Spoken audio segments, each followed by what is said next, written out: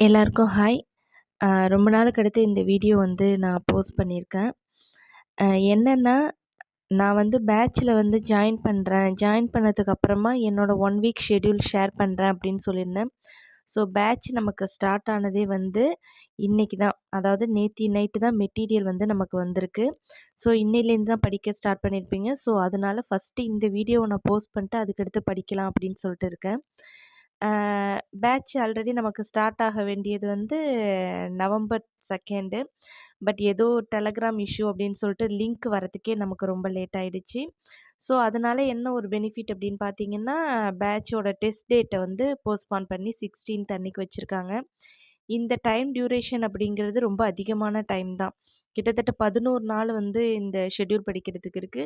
So new ஆஸ்பிரண்ட்ஸுக்கு இது ரொம்ப போதுமான டைமா இருக்கும். ஏன்னா, வர ஷெட்யூல்லாம் இந்த மாதிரி இருக்கும்னு நினைக்காதீங்க. 1 வீக்குக்கு வந்து ரொம்ப என்கேஜ்டா இருக்கும். படிச்சு முடிக்கிறதே கஷ்டமா இருக்கும். இந்த ஷெட்யூலே பார்த்தீங்கன்னா, இன் அ இந்திய பொருளாதாரமும், தமிழ்நாட்டு பொருளாதாரமும் லெசன் வந்து பெருசு. இத வந்து நீங்க நியூவா வந்திருக்கவங்க ஒரு 7 டேஸ், 6 டேஸ்ல உங்களால முடிச்சிருக்க முடியாது. ஸோ இந்த டைம் இருக்கிறதுனால உங்களால வந்து நல்ல ஃபுல்லாவே படிக்க முடியும். ஏன்னா இம்பார்ட்டன்டான லெசன் கூட இது. ஸோ உங்களுக்கு வந்து இது ஒரு நல்ல ஒரு ஆப்பர்ச்சுனிட்டீஸ் அப்படின்னு தான் நம்ம சொல்ல முடியும். ஏன்னா நல்லா படிச்சிடலாம். ஏன்னா இம்பார்ட்டன்டான லெசன் குடுத்துருக்க ஜிஎஸ் லெசன் ஃபுல்லாவே சூப்பரான லெசன்ஸ் தான். அ நான் எப்படி அத ஸ்ப்ளிட் பண்ணி படிக்கிறேன் அப்படிங்கிறத நான் உங்களுக்கு வந்து சொல்லியிருக்கேன்.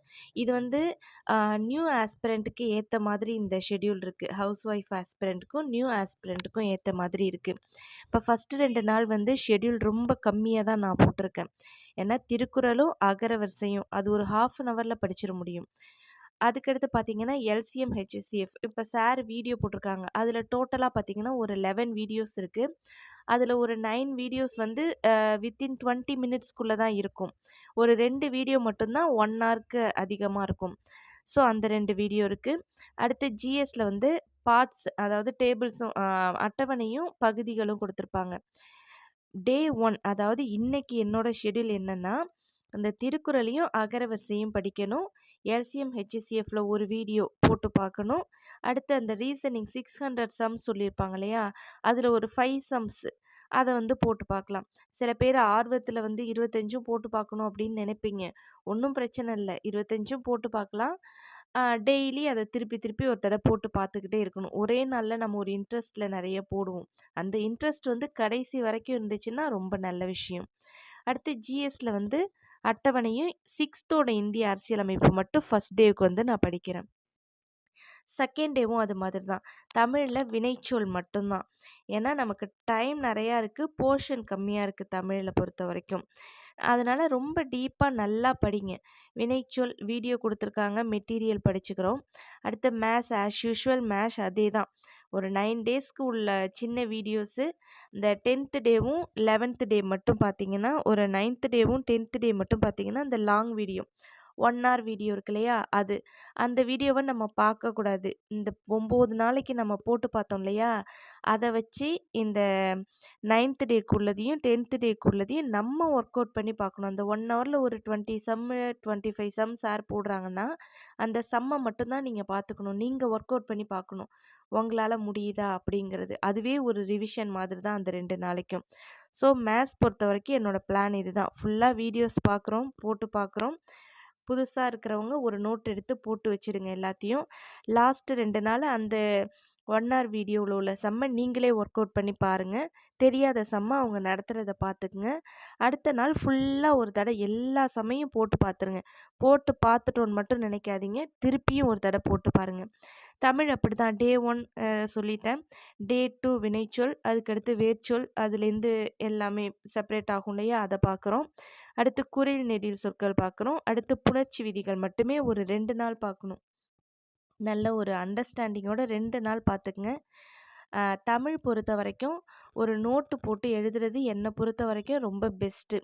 இப்போ வந்து அகரவரிசை எழுதுறீங்கன்னா, ஒரு 2 பேஜ் கேப் விட்டுடுங்க. 2 பேஜ், 3 பேஜ் கேப் விட்டுக்குங்க.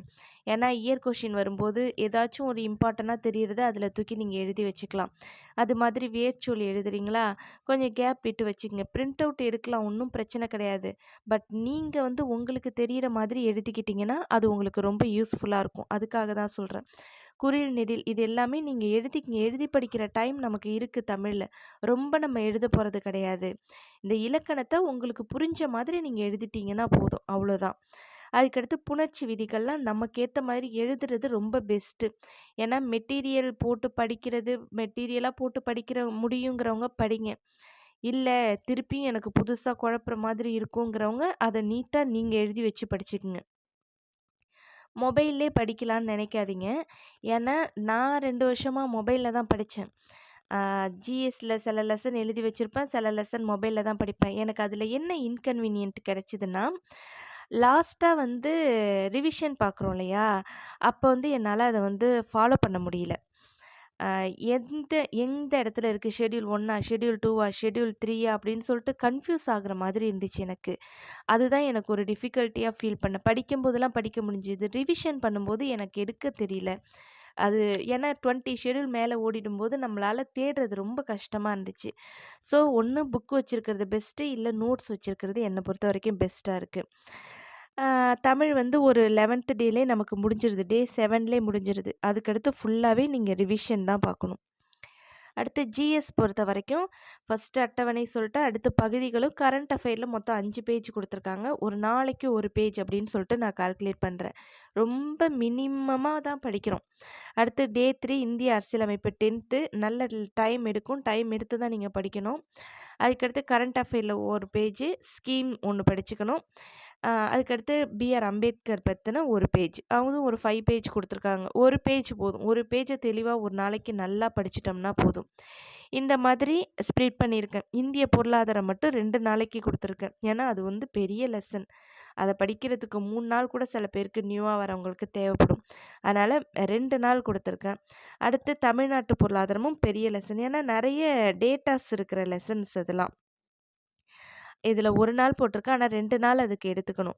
ஏன்னா நெறைய ஃபேக்ட் அதில ஸோ அதோட நமக்கு வந்து லெசன் முடிஞ்சிருச்சு தமிழ்நாட்டு பொருளாதாரம்.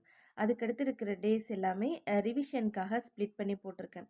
இதுதான் இந்த 10 நாளைக்கு என்னோட ஷெட்யூல். ஏன்னா 11வது நாள் ஃபுல்லாவே ரிவிஷன் தான்.